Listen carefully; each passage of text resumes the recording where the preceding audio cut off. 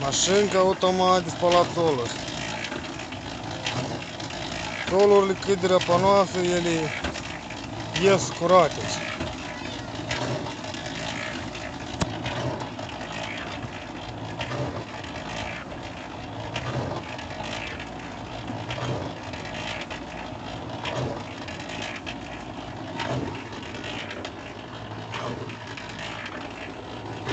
Le spălăm întâi cu sodă, scoatem plionga, scurgem zoaia, turnăm apă curată de 2 ori, turnăm apă curată și le învârtim. Și tot procedura.